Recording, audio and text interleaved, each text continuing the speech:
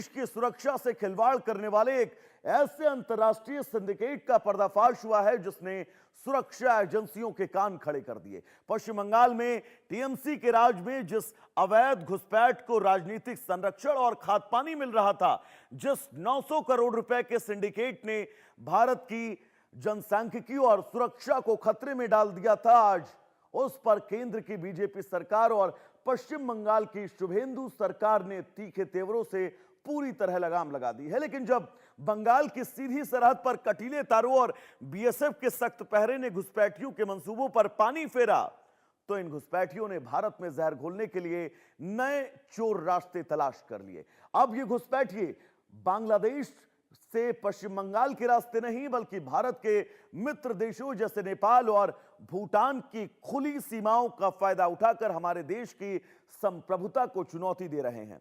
भारत नेपाल सीमा पर स्थित पानी टंकी इलाका घुसपैठियों का नया अड्डा बनता जा रहा है। पिछले महज 2 महीने के भीतर एसएसबी ने इस रूट से भारत में दाखिल हो रहे कई बांग्लादेशी नागरिकों को दबोचा है। यह सिर्फ चंद लोगों की गिरफ्तारी नहीं, बल्कि इस बात का पुख्ता सबूत है कि बंगाल में धंधा बंद होने के बाद घुसपैठ का सिंडिकेट अब सिलीगुड़ी कॉरिडोर और चिकन नेक को निशाना बना रहा है। उस मुद्दे को लेकर चर्चा करेंगे, हमारे साथ खास मेहमान होंगे, लेकिन उससे पहले कुछ जरूरी जानकारी आपको ग्राफिक्स के जरिए देते हैं ताकि आप विस्तार से समझ सके कि आखिर हालात और खबर है क्या। दरअसल घुसपैठ का महाजाल और इस जाल पर इंडिया न्यूज जो सवाल पूछ रहा है वो सवाल नंबर 1, क्या घुसपैठियों ने नेपाल के खुले बॉर्डर को भारत के खिलाफ अब अपना नया हथियार बना लिया है? अगले सवाल की अगर बात करें तो क्या नो वीजा नीति का फायदा उठाकर घुसपैठिए भारत की सुरक्षा और संप्रभुता को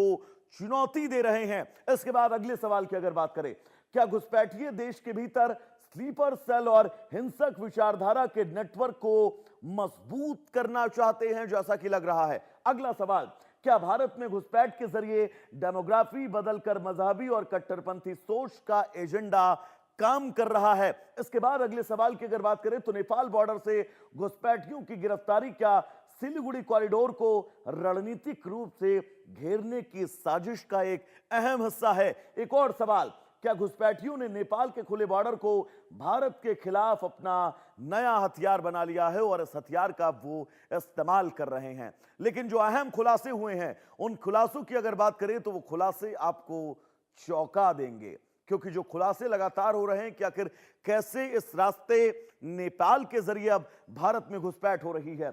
खुलासा नंबर 1, अवैध कारोबार में बदल गया था भारत बांग्लादेश बॉर्डर पर घुसपैठ सिंडिकेट, कैसे अवैध रूप से इस इलाके से एंट्री दी जा रही थी। खुलासा नंबर 2, भारत बांग्लादेश बॉर्डर पर घुसपैठ का सालाना 900 करोड़ का कारोबार था। खुलासा नंबर 3, प्रति घुसपैठिए से हिसाब से तय होती थी रकम और एजेंट्स में इस रकम का बंटवारा होता था। खुलासा नंबर 4, एजेंट्स, लाइनमैन, फर्जी दस्तावेज बनाने वाले डिजिटल पेमेंट का यह पूरा बड़ा नेटवर्क था, एक बड़ी चैन थी। खुलासा नंबर 5, उत्तर 24 परगना समेत बांग्लादेश बॉर्डर के करीब 1000 पॉइंट्स पर यह पूरी घुसपैठ होती थी। खुलासा नंबर 6 जो बहुत अहम है, बीएसएफ की गश्त की जानकारी घुसपैठियों के आका को पहुंचाते थे एजेंट कि कब बीएसएफ जो है वो इन इलाकों में मॉक ड्रिल कर रही है, इन इलाकों में जो है वो पेट्रोलिंग कर रही है। खुलासा नंबर 7, बॉर्डर पार करने के लिए लगातार इन लोगों को जो है वो मदद मिलती थी। खुलासा नंबर 8, फर्जी आधार, वोटर आईडी, पैन कार्ड तैयार कर भारत के नागरिक इनको अवैध रूप से बनाया जा रहा था। यह बहुत बड़ा खुलासा है, यानी कि तृणमूल कांग्रेस के राज में यह अवैध धंधा चल रहा था। बंगाल की शुभेंदु सरकार ने इस पर लगाम लगाई। घुसपैठ एक्सप्रेस का वो रूट क्या है जिस रूट के जरिए घुसपैठ की जा रही थी? दरअसल बंगाल में घुसपैठ पर सख्ती के बाद नेपाल के रास्ते भारत में अब घुसपैठ की जो कवायद है वो शुरू हो चुकी है। नेपाल बॉर्डर से पिछले 2 महीने में 4 बांग्लादेशी घुसपैठियों को गिरफ्तार किया गया है। एसएसबी ने चारों घुसपैठियों के पास से फर्जी दस्तावेज बरामद किए। जैसा कि हम जिक्र कर रहे थे कि फर्जी दस्तावेज का पूरा एक सिंडिकेट चलता है। अगला ग्राफिक्स फटाफट आपको दिखा रहे हैं। पिछले 2 महीने में नेपाल बॉर्डर से संदिग्धों की आवाजाही बढ़ी है। नेपाल बॉर्डर से कई संदिग्ध ऐसे हैं जो भारतीय सीमा में प्रवेश कर चुके हैं। 2 महीनों में नेपाल से भारत आने वाले 13 लोगों की गतिविधियां संदिग्ध पाई गई हैं। उनके मंसूबे बिल्कुल साफ थे। नेपाल बॉर्डर से अवैध रूप से भारत में एंट्री करने वाले वाले विदेशियों के रिकॉर्ड पर भी अब छानबीन की जा रही है। घुसपैठ और सुरक्षा चुनौतियों को देखते हुए बॉर्डर इलाके में अब हाई अलर्ट जारी कर दिया गया है। तो अब अगर बात करें कि नेपाल भूटान बॉर्डर आखिर क्यों पहुंचे हैं ये घुसपैठिए, इन घुसपैठियों का नया रूट क्या है, तो दरअसल नेपाल उत्तर प्रदेश का 599 किलोमीटर का बॉर्डर जो है वो टच करता है। अगर आप ऊपर नक्शे में देखें तो उत्तर प्रदेश के 7 ऐसे जिले हैं जो नेपाल से सटे हुए हैं और यही वजह है कि इन घुसपैठियों को इस रूट में बहुत ज्यादा मदद मिलती है। पश्चिम बंगाल में सख्ती के बाद अब घुसपैठियों ने अपनी रणनीति को बदला है ताकि इनके मंसूबे, उन मंसूबों को आगे बढ़ाया जा सके। नेपाल और भूटान के जरिए भारत में घुसने की फिराक में अब घुसपैठिए हैं वो कोशिश कर रहे हैं कि इस इलाके से भारत के अंदर प्रवेश करें। अगला ग्राफिक, भारत भूटान के बीच 699 किलोमीटर का पूरा बॉर्डर एरिया है जो भारत और भूटान एक दूसरे के साथ शेयर करते हैं। भारत और नेपाल और भूटान के साथ ओपन बॉर्डर है, यहां पर कोई फेंसिंग नहीं है, बहुत ज्यादा चाक चौबंद सुरक्षा व्यवस्थाएं नहीं हैं, आवाजाही के लिए वीजा की भी जरूरत नहीं होती। आम देश में जब आप किसी भी विदेशी यात्रा को तय करते हैं तो वहां पर वीजा लगता है, लेकिन नेपाल जाने के लिए कोई वीजा नहीं लगता है। अगर अगली बात करें तो फर्जी दस्तावेजों या टूरिस्ट वीजा के बहाने ये भारत आते हैं और भारत में आने के बाद अपने मंसूबों को आगे अंजाम दे रहे हैं। लेकिन किन किन जिलों में अलर्ट है यह समझना बहुत जरूरी है। कौन कौन से जिले हैं जो सबसे संदिग्ध हैं, तो ये नेपाल और ये उत्तर प्रदेश यानी भारत का सबसे महत्वपूर्ण प्रदेश, और ये जिले हैं जो नेपाल की सीमा से लगते हैं। सबसे पहले पीलीभीत जिसका पूरा बॉर्डर ये नेपाल से टच होता है, लखीमपुर खीरी जिसका पूरा बॉर्डर जो है वो नेपाल से लगता है, बहुत बड़ा बॉर्डर लखीमपुर खीरी शेयर करता है।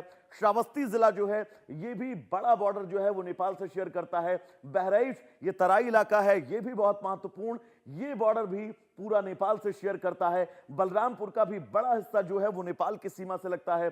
सिद्धार्थनगर और महाराजगंज ये वो जिले हैं जो नेपाल से अपने बॉर्डर को शेयर करते हैं। यहां पर फेंसिंग नहीं है, सुरक्षा व्यवस्था बहुत ज्यादा नहीं है, वीजा नहीं लगता है, और यही वजह है कि अब इन सभी घुसपैठियों की पहली पसंद ये बन रहा है नेपाल के रास्ते भारत में प्रवेश करना और प्रवेश के बीच अपने उन तमाम मंसूबों को जो है वो अंजाम देना जिन मंसूबों के चलते ये सभी घुसपैठिए जाने जाते हैं। यानी कि ये इन घुसपैठियों का नया रास्ता है। कौन कौन से वो जिले हैं जिनमें अलर्ट जारी किया गया है, तो ये इतने जिले हैं जिन जिलों में अलर्ट जारी किया गया है। 7 जिले सबसे संवेदनशील, पीलीभीत, लखीमपुर खीरी, श्रावस्ती, उत्तर प्रदेश का बहराइच, बलरामपुर, सिद्धार्थनगर और महाराजगंज, ये पूरी सीमा एक बड़ी सीमा है जो नेपाल से लगती है। और ये नेपाल जिसमें फेंसिंग ना होना, वीजा की जरूरत नहीं पड़ती इस बॉर्डर से अंदर आने में, ऐसे में अब इस रूट का इस्तेमाल इन घुसपैठियों के द्वारा किया जा रहा है।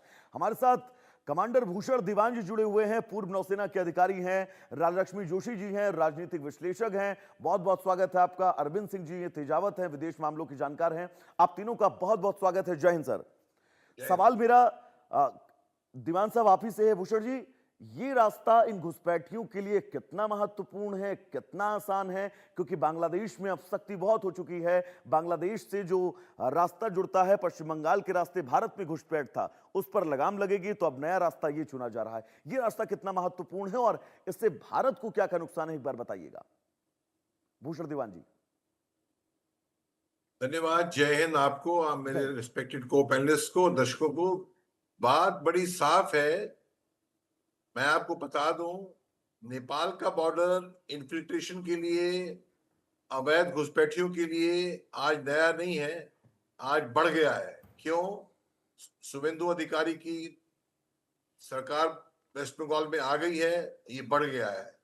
मैं इनके यहां से नेपाल के रास्ते से घुसपैठ को मैं एक ही चीज देखता हूं, मैं आपसे साझा करना चाहता हूं। मैं भारत रक्षा मंच का कार्यकारी राष्ट्रीय अध्यक्ष रहा हूं 3 साल तक, कभी उपाध्यक्ष हूं। हमारा एक ही पॉइंट एजेंडा है कि कम से कम 4 करोड़ लगभग जो अवैध घुसपैठियां भारत के अंदर है हर जगह, इनको कैसे चिन्हित किया जाए, बाहर निकाला जाए। और इसके चलते नेपाल का जो बॉर्डर है ये पोरस बॉर्डर है, यहाँ कोई वीसा नहीं, कोई फेंसिंग नहीं।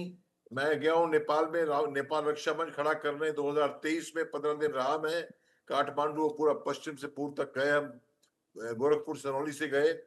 तो ये बड़ा सॉफ्ट है, टारगेट सॉफ्ट एरिया है, और यहाँ से ISI जो है घुसपैठ करा रहा है। तो ये बहुत अच्छी बात है कि यूपी गवर्नमेंट, योगी आदित्यनाथ की गवर्नमेंट के सामने अब ये जिम्मेवारी पड़ी है, तो ये एकदम मामला टाइट होगा। क्यों? वेस्ट बंगाल की गवर्नमेंट, ममता गवर्नमेंट पुलिस को इशारा करती थी आप इनको आने दो, नंबर 1। नंबर 2, जब मैं ढाका गया 2016 में, तो मैं त्रिपुरा से गया, देखा मैंने नई चीज देखने समझने के हिसाब से, बाय फ्लाइट नहीं गया मैं आपको बता दूं, आपका भाई, मेरा भाई, जो वहां तैनात हैं, चाहे वो किसी भी फोर्स में है, इमिग्रेशन में है, बीएसएफ में है, जो भी है, और पॉलिटिकल लीडर्स पैसा लेके जो अलाउ करते हैं इनको, सबसे पहले सख्ती उनके ऊपर होनी चाहिए। भारत सरकार बहुत सक्षम है, चाहे तो एक दिन में मैं बताऊं थोड़ा सा आपको, यूपी में वीपी सिंह जब चीफ मिनिस्टर थे यूपी के, उनके छोटे भाई को कत्ल कर दिया था, अगले दिन वो 10-12 डाकू ढेर कर दिए गए थे। सारा इंटेलिजेंस नेटवर्क है, खाली एक ही चीज लैकिंग है, क्या? Political will. ये करना है, तो अब ये करना है का इरादा पक्का हो गया, अब ये बचेंगे नहीं, ये घुसपैठियों का रास्ता बंद हो जाएगा। तो शुभेंदु अधिकारी तो वो करेंगे नहीं, यूपी में ये बदले हैं कि नेपाल के रास्ते से आ रहे हैं, ये इनको थाम लिया जाएगा। नुकसान तो आपको पता है क्या है, ये स्लीपर सेल है, ये जब टेररिस्ट अटैक होते हैं, ये खबरी होते हैं और ये सपोर्ट करते हैं। और अभी देखिए, जब पूरी एरिया में नुकसान, तहलका मचाना है, तुराई माम मचाना है, सब इकट्ठे हो जाते हैं और इंफॉर्मेशन देते हैं। इनके पास पेट्रोल बम्स और दुनिया भर के हथियार रखे रहते हैं, हमारे जलूसों पे, हमारे धार्मिक स्थानों पे अटैक करने के लिए ये बड़े कोऑर्डिनेट तरीके से अटैक करते हैं। तो इनको जबरन और सख्ती से पकड़ना आसान है, पकड़ना आसान है, बाहर निकालना मुश्किल है। क्यों? इनको बचाने के लिए बड़े बड़े वकील, कपिल सिब्बल जैसे, जो दिन में 5 करोड़ 6 करोड़ फीस लेते हैं, उनको बचाने के लिए, चाहे वो रोहिंग्या हो, कोर्ट में पहुंच जाते हैं। रोहिंग्या को बच्चों को स्कूल में दाखिला ना मिले, हाई कोर्ट ने ऑर्डर दिया था ना मिले, जनाब वो सुप्रीम कोर्ट चले गए, सुप्रीम कोर्ट ने ऑर्डर दिया इनके बच्चों की पढ़ाई को अलाउ किया जाए। सवाल ये, हमारे सिस्टम में, डेमोक्रेसी सिस्टम में, ओपन सिस्टम में, ये उसका फायदा उठाते हैं इंटरनेशनल ताकतें, इन वकीलों को बिल्कुल हायर ऋषभ साहब, करके। ऐसी ताकतों को इस देश में रह रहे ऐसे लोगों को समझना चाहिए कि ये घुसपैठिए अपने देश के इंटरनल सुरक्षा के लिए कितना बड़ा खतरा है। राजेश जी, आपके पास मैं आना चाहूंगा, घुसपैठियों को लेकर ये जो नेपाल का रास्ता, ये नया रूट इन घुसपैठियों का बन रहा है, इस रूट पर कैसे कंट्रोल लगाया जा सकता है और एक घुसपैठिया इसको ट्रेस कैसे किया जा सकता है, ट्रैक कैसे किया जा सकता है, सबसे महत्वपूर्ण चीजें क्या है, एक बार बताइएगा राजेश जी। रश्मि जी, अपना ऑडियो आप अनम्यूट करिए, आपकी आवाज हम तक नहीं पहुंच रही है। आ, जी बोलिएगा। जी नमस्ते वैभव जी, नमस्कार। और जय हिंद मेरे को पैनलिस्ट को भी। और पश्चिम बंगाल का आज स्थापना दिवस है, तो उधर के भी हमारे सभी मित्रों को, भाई बहनों को बहुत बहुत शुभकामनाएं। और जिस प्रकार से शुभेंदु अधिकारी जी ने रोक लगा दिया है, जो उन्होंने 3D मॉडल, जो डिटेक्ट, डिटेंशन और डिपोर्ट, ये जो उन्होंने एक मॉडल लगा दिया है, तो उसका ही आज ये एक साइड इफेक्ट है कि लोगों ने एक अलग से एक रास्ता ढूंढने का प्रयास किया है। लेकिन उनको ये नहीं पता कि अगर उधर शुभेंदु अधिकारी जी है तो फिर यहाँ पर योगी जी बैठे हैं। तो जैसे भूषण दीवान जी बता रहे थे कि योगी जी भी बहुत ही सख्त है ऐसे विषयों में। बस इतना ही अभी प्रॉब्लम ऐसा है कि जो इंडो नेपाल जो बॉर्डर है, उसमें थोड़ी सी हमारी और सेंसिटिविटी ये है कि हमारी उनके साथ में रोटी बेटी का एक नाता है। तो ये एक तरीके से एक बहुत ही सेंसिटिव इशू हो जाता है कि वहाँ का जो पोरस बॉर्डर है, उस पर नियंत्रण लगाना, ये थोड़ा सा सेंसिटिव इशू है। और वैसे भी वहाँ पर आपको पता है कि ये एसएसबी है, वो वहाँ पर हमारी बीएसएफ न होते हुए एसएसबी है, जो सशक्त सुरक्षा सीमा बल, जो उनका जो एक अलग एक फोर्स है, जो ये इसी कारण से है कि हमारा नेपाल के साथ में थोड़ा सा संबंध अलग है। बांग्लादेश के साथ में भी इतने वर्षों तक हमारे अच्छे ही संबंध रहे थे, और आशा करती हूँ कि आगे भी रहेंगे। लेकिन अभी ऐसा हो गया है कि बांग्लादेश से खास करके जो इन्फिल्ट्रेटर्स आते हैं और जो आईएसआई की जो वहाँ वहाँ पर इन्फिल्ट्रेशन वहां से भी होती थी, नेपाल के रास्ते भी होती थी, तो वो बांग्लादेश से थोड़ी ज्यादा होती थी और बांग्लादेश से आने वाले कुछ लोगों से हमारे ज्यादा हमें नुकसान हो रहा था, जो खास करके रोहिंग्या वगैरह जो इन्फिल्ट्रेटर्स हो रहे थे। और आपको ये भी पता होगा कि केरला तक भी अभी जो इन्फिल्ट्रेटर्स बांग्लादेशी पाए जा रहे हैं। अभी आज या कल की ही जो न्यूज़ है। तो देखिए अभी नेपाल में ऐसा है कि अभी आपने देखा होगा कि पिछले ही हफ्ते कुछ 8-10 दिन पहले वहाँ के जो अभी जो रूलिंग पार्टी है वहाँ के जो रवि लमित छाने उनका यहाँ पर विजिट हुआ था और बड़े अच्छे पॉजिटिव डेवलपमेंट्स हुए थे। तो मुझे आशा है कि उनकी तरफ से भी वो एक अच्छा कुछ पॉजिटिव वो रिस्पॉन्स देंगे। अगर हमारे ये जो इंडो नेपाल बॉर्डर पे भी अगर ऐसे कुछ होल्डिंग पॉइंट्स वगैरह अगर बना सकते हैं, हम्म। क्योंकि उनकी तरफ से भी उसके लिए कोऑपरेशन लगेगा। क्योंकि अच्छा, जैसे मैंने आपको बताया कि राजलक्ष्मी जी, नेपाल और भारत की जो सीमा है उस सीमा पर फेंसिंग नाम की कोई चीज ही नहीं है, क्योंकि हमारा मित्र देश हम उसे मानते हैं। यहाँ तक कि वीजा बिल्कुल, भी अगर आप जाते हैं तो वीजा भी की भी कोई जरूरत नहीं है। आप जाइए वहां पर भंसार कटाइए और नेपाल में प्रवेश करिए, कितने दिन आपको रुकना है ये बताइए और उसके बाद जाइए नेपाल घूमकर चले आइए। तो ये जो इतना बिल्कुल। इजी प्रोसेस है, इस इजी प्रोसेस को कितना मुश्किल और किए जाने की जरूरत है? छोटा सा आंसर दीजिएगा, फिर मैं अरविंद जी के पास जाऊंगा। जी। जी, जी। देखिए उसका एक्चुअली वैसे देखा जाए तो एक मूल एक विषय है एसआईआर का। मैं आपको बताऊँ कि उस विषय से भी बहुत सारे जो है हमारे प्रॉब्लम्स सॉल्व हो रहे हैं। वैसे देखा जाए तो अब अगर आप सोचिए कि एसआईआर की प्रक्रिया जो है उसमें न सिर्फ ये हमारे जो डॉक्यूमेंट्स है उसको ही न सिर्फ चेक किया जा रहा है, लेकिन वो जो मैपिंग है कि आपके माता-पिता उन्होंने कहाँ पे वोटिंग किया था, उनकी क्या ओरिजिन्स है, हम्म। ये सब जब चेक यानी किया कि जाता है, तो फिर राजलक्ष्मी जी, उनको ऐसे वो तमाम प्रक्रियाएं, एसआईआर हो गया या फिर ये जिससे वेरिफिकेशन लोगों का हो, कौन क्या है, कहां से ताल्लुक रखता है। अरविंद जी, मैं आपके पास आना चाहूंगा। एक स्टडी मैंने पढ़ी थी, उसमें ये कहा गया था कि चिकन नेक जो है वो सबसे महत्वपूर्ण हिस्सा है और उस जगह पर डेमोग्राफिकल चेंज जो है वो बहुत तेजी के साथ हो रहे हैं वहां पर। और पूरी कोशिश घुसपैठियों की ये है कि चिकन नेक के आसपास के इलाके को वो अपने कब्जे में ले ले। और जैसा कि दीवान साहब भी बता रहे थे कि स्लीपर सेल जो है वो मजबूती से तैयार किए जा रहे हैं।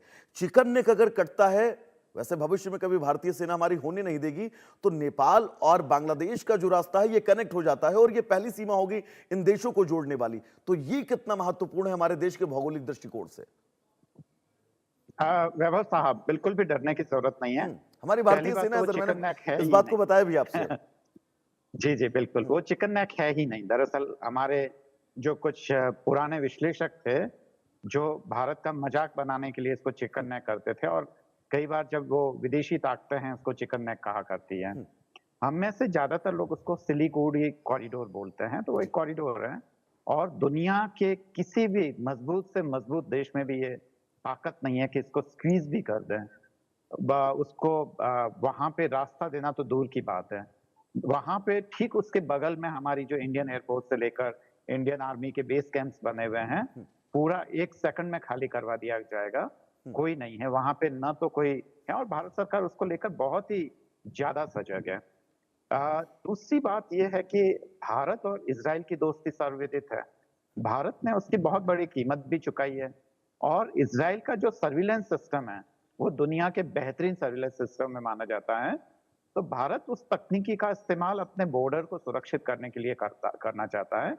और खासकर पूरे बॉर्डर पर फेंसिंग लगाना तो संभव नहीं है, पर लॉन्ग टर्म में, क्योंकि अगर आप ये मानते हैं, क्योंकि इन सारे ही जितने भी छोटे देश हैं उनमें कहीं ना कहीं एंटी इंडियन सेंटिमेंट्स काफी ज्यादा हावी है। यहाँ तक कि नेपाल, जहाँ की बहुसंख्य आबादी हिंदू है, वहां पे भी एंटी इंडियन सेंटिमेंट्स बहुत ज्यादा है। बाकी जो बांग्लादेश, श्रीलंका, हाँ तो है ही। तो भारत को लॉन्ग टर्म प्लान में फेंसिंग तो लगानी ही होगी, या अपने खासकर बॉर्डर पर सीसीटीवी कैमरास हैं, या और तमाम तरीके के जो सिक्योरिटी जो इक्विपमेंट्स और टेक्नोलॉजी और उनकी मदद से हमें अपने बॉर्डर्स को चाक चौबंद करना होगा।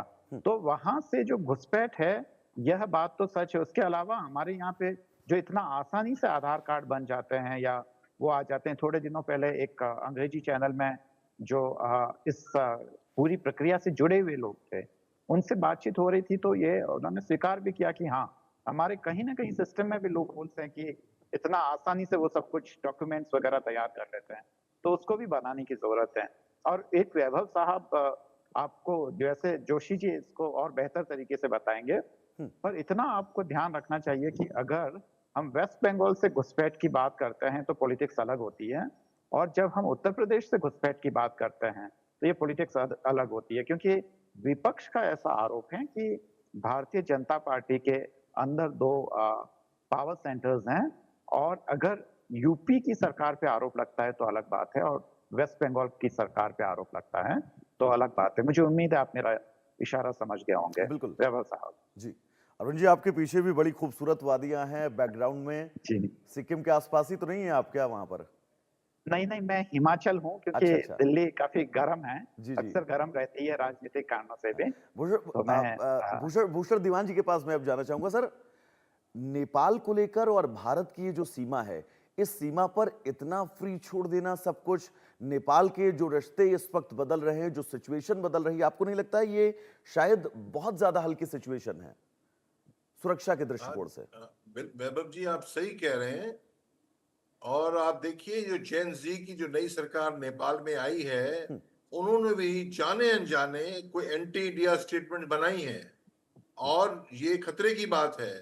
और दूसरी बात, उन्होंने यहाँ तक कई, आपको पता है ये विषय अभी वो नहीं है, और ये जो खुराफात करेंगे हमारे यहाँ घुसपैठिए, वो फट से नेपाल भी जा सकते हैं। बिल्कुल। वो हमारी जो पुलिस है, उनके अच्छे संबंध है नेपाल की पुलिस के साथ। और अमूमन हम देखते भी हैं सर कि ऐसे इलाकों में बड़ी बड़ी क्राइम, बड़ी बड़ी वारदात करने वाले आतंकवादी, घुसपैठियों को तो मैं नहीं कहूंगा, लेकिन क्रिमिनल जो है वो नेपाल भाग जाते हैं और वहां पर छिपे रहते हैं सालों साल। फिलहाल सर समय जो है वो इजाजत दे रहा है। भूषण जी, राजलक्ष्मी जी, अरविंद जी, आप तीनों का बहुत बहुत शुक्रिया हमें समय देने के लिए और इन तमाम जरूरी